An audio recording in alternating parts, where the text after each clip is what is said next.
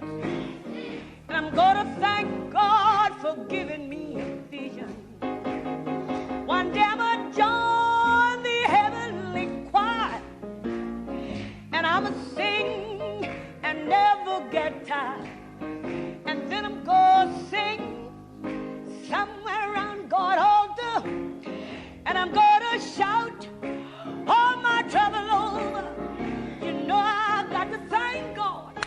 Thank Him for being so good to me. Oh.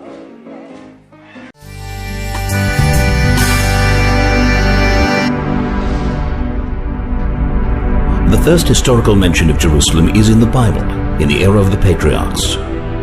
King David declares Jerusalem as Israel's capital, known from that point on also as Zion. His son King Solomon builds the first temple.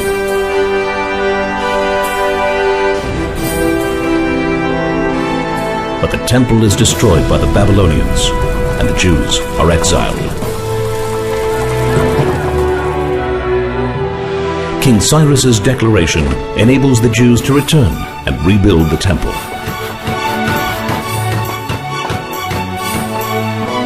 Alexander the Great's conquests include Jerusalem.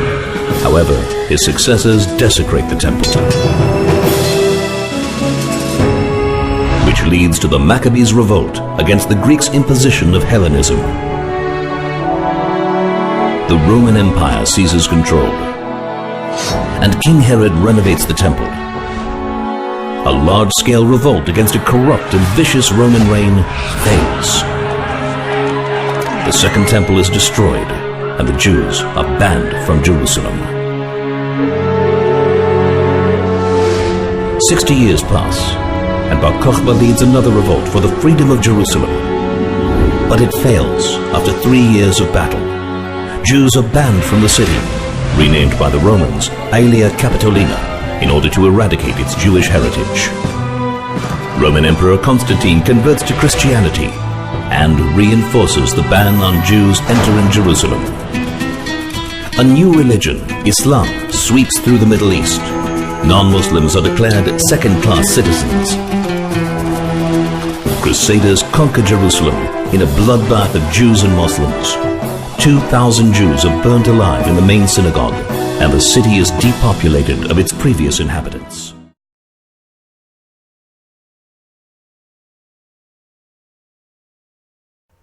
Two 1,000 Hebrews burned alive. You're alive when they burn you. Those Romans and Greeks will burn you alive. 2,000 of our people burned inside of Jerusalem city. Another national deportation of our people, and conquest followed by slavery, because slavery always goes hands in hand with conquest. I think it's safe to say that was the last time we saw a real Judean in Judea.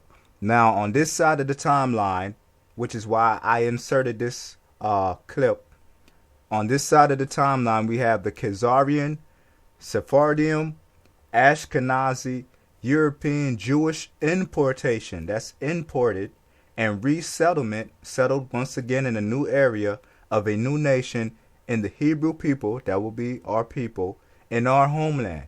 So now we're going to go to the deportation of the authentic and antiquities of the Jews, if you read it. And we're going to go into the importation. 2 Kings, 2 Chronicles talks about how the Assyrians and the Babylonians imported other people other than Israelites into the Israelite homeland.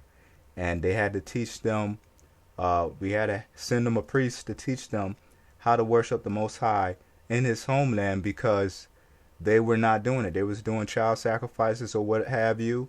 So the Most High sent lions among them to destroy them. He sent beasts and wild beasts of the field to attack these people that were not supposed to be in the land. But if they were to be there, they had to honor the Most High, just like the Israelites had to do so. So this is the other side of that clip. Stay tuned. The first organized mass Jewish return arrives from France and England. The Mamluks defeat the Christian kingdom of Jerusalem, and building and renovating of synagogues and churches is banned. the great Mishnai commentator Rabbi Ovadia of Bartanura settles in Jerusalem. The Ottoman Empire takes over, imposing restrictions on Jews and Christians, and Sultan Suleiman rebuilds the walls. But as the empire declines, Jerusalem is badly neglected. Still, the Jewish people stream back, build new neighborhoods, and re-establish their majority by 1863. Concerning the land. So this next piece is about to be turmoil over the land while the original inhabitants, the Hebrew people, are gone. So we're going to go to Jeremiah chapter 25, verse 15, concerning the land. And that's not the only scripture we will have for the promised land. But the land does speak, the blood does cry from the ground for injustice ever since Cain and Abel. That injustice is going to be recompensed on Judgment Day. So we're in the time of the Gentiles now, time for them to get right, which they have not been doing. They have been tampering and messing with the Most High's word and his children. Therefore, we're going to read Jeremiah 25 to see what Yahuwah has to say to these heathens in a later day while we are outside the land. Jeremiah chapter 25, verse 15. Go down to verse 15. I must just go on and get started, and I'll see you at the end. All right. For thus says Yahuwah, power of Yashara'el, unto me, take the wine cup of this fury at my hand, and cause all the nations to whom I send thee to drink it. And they shall drink, and be moved, and be mad, because of the sword that I will send among them. Then took I the cup at Yahuwah's hand, and made all the nations to drink, unto whom Yahuwah had sent me, to wit, Jerusalem, and the cities of Yahuiada, and the kings thereof, and the princes thereof, to make them a desolation, an astonishment, an hissing, and a curse, as it is this day, 2014, 15, 16. Verse 19, Pharaoh, king of Egypt, Mitzrayim, and his servants, and his princes, and all his people, and all the mingled people, and all the kings of the land of Uz, and all the kings of the land of the Philistines, and Ashkelon, and Azah, and Ekron, and the remnant, the seed, the sperm of Ashdod, Edom, and Moab, and the children of Ammon, and all the kings of Tyrus, and all the kings of Zidon, and the kings of the isles which are beyond the sea. That's a Phoenician country. Tyre, Tyrus, Zidon, kings of the isle. These are the Phoenician cities. Dedan, and Tema, and Buz, and all that are in the utmost corners, and all the kings of Arabia, Ishmaelites, and all the kings of the mingled people, again, that dwell in the desert, Midianites, and all the kings of Zimri, and all the kings of Elam, and all the kings of the Medes, Persians, and all the kings of the north, far and near, one with another, and all the kingdoms of the world, which are upon the face of the earth, and the king of Shishak shall drink after them. Therefore thou shalt say unto them, Thus said Yahuwah of hosts, the power of Yashara'el, drink ye, and be drunken, and spew, and fall, and rise no more, because of the sword which I will send among you.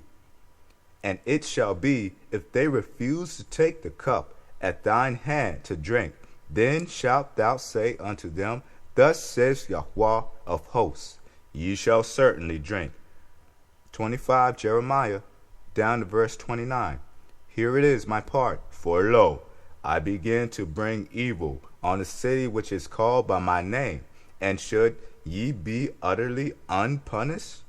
Ye shall not be unpunished, for I will call for a sword upon all the inhabitants of the earth, says Yahuwah of hosts.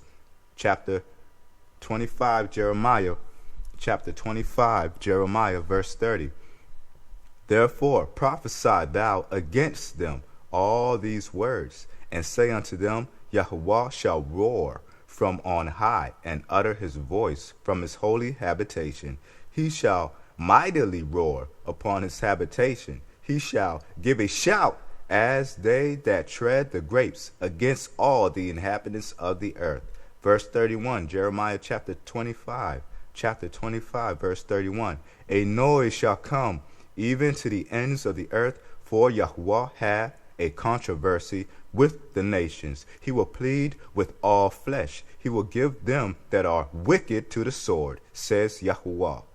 Thus says Yahuwah of hosts, behold, evil shall go forth from nation to nation, and a great whirlwind, tempest, storm shall be raised up from the coasts of the earth, and the slain of Yahuwah shall be at that day, 2014, 15, 16, later day, from one end of the earth even unto the other end of the earth.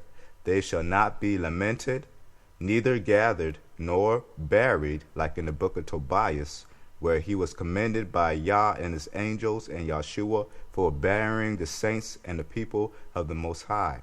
That was the book of Tobit. They shall be dung upon the ground. Verse 34, Jeremiah chapter 25, verse 34. Howl, ye shepherds, and cry, and wallow yourselves in the ashes, ye principal of the flock, for the days of your slaughter and of your dispersion are accomplished, and ye shall fall like a pleasant vessel. And the shepherds shall have no way to flee, nor the principal of the flock to escape. A voice of the cry of the shepherds, and an howling of the principal of the flock shall be heard, for Yahuwah has spoiled their pasture, and the peaceable habitations are cut down because of the fierce anger of Yahuwah. Last verse, chapter 25 of Jeremiah, exalted of Yah. Last verse, chapter 25, verse 38. He hath forsaken his covert. Covert means hidden, secret. His secret, hidden, chosen people. As the lion, he has forsaken his covert, his secret, as the lion. For their land is desolate because of the fierceness of the oppressor, and because of his fierce anger. The oppressor is, of course, these nations, which is likened to multitudes and multitudes of waves, ocean, stirring us up. Okay, on the cherubim, you got the two angels with their wings, symbolizing the northern and the southern Israel, which would be northern Israel and southern Judah. Okay, Benjamin, Levi, Simeon, southern. And we are spread like the winds to the four corners of the earth. It also says in Revelations, hold the wind, don't let it move, don't let it loose till we have sealed 144,000. So all of that we got to get into, but for right now, stick with the timeline and get right back to it. World War I breaks out. The Ottoman Empire collapses and makes room for a new Middle East. The British Foreign Secretary, Arthur James Balfour, declares the establishment of a national home for the Jewish people. Britain receives a mandate to create a Jewish homeland, but forbids Jews from blowing the shofar or reading holy scrolls at the Western Wall. Thousands of Muslims are incited to unleash an attack against Jews in Jerusalem and Hebron. 86 Jews are brutally murdered, hundreds are wounded. UN Resolution 181 declares Jerusalem as a corpus separatum, a separate entity. A Jewish state is declared as Jerusalem is put under siege, conquered, and divided. 58 synagogues are destroyed or desecrated. Harsh limitations are imposed on Jews and Christians for 19 years. The Six-Day War. Jerusalem is reunited and freedom and equality are restored.